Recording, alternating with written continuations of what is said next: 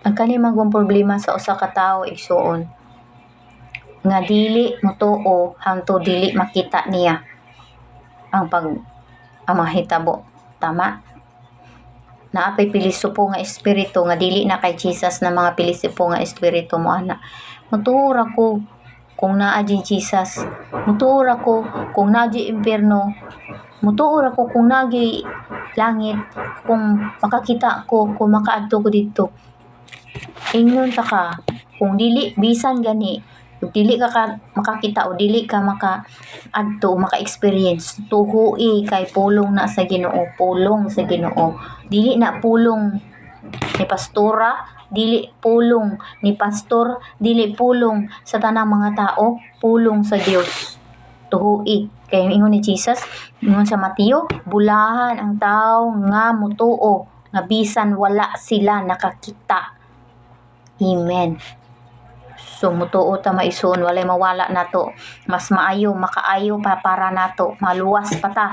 Kay diha na ba hinuon ta nga daghan na kay mga kalamidad, daghan na kaayo ang tugutan sa Ginoo. Dili si Jesus maoy nagsilot sa tao, kundili ang tao maoy nagsilot sa ilang kaugalingon, pinaagi sa ilang pagkasala. Kay bisag ikaw naman ginikanan ka o bisan o maguwang ka o unsa na imong estado sa inyong pamilya, kung naay nagpabadlong sa inyong pamilya, mapuno ka, di ba?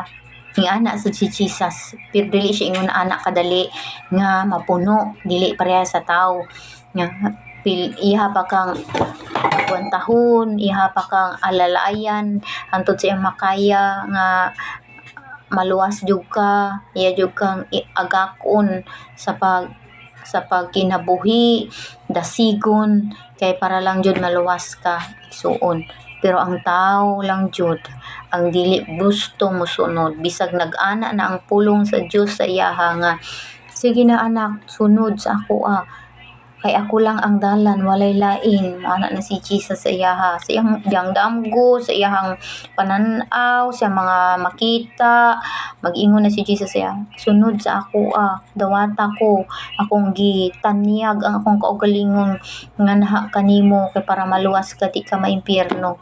Kay ang impierno init kaayo mga igsuon, dili gyud mo makakaya didto. So ni syagit gani ko, tong didto ko ni syagit ko, Lord, dili ko diri init kaayo anak ko, kay dili gyud dito ka kuan, dili jud ka kakaya dito maigsoon.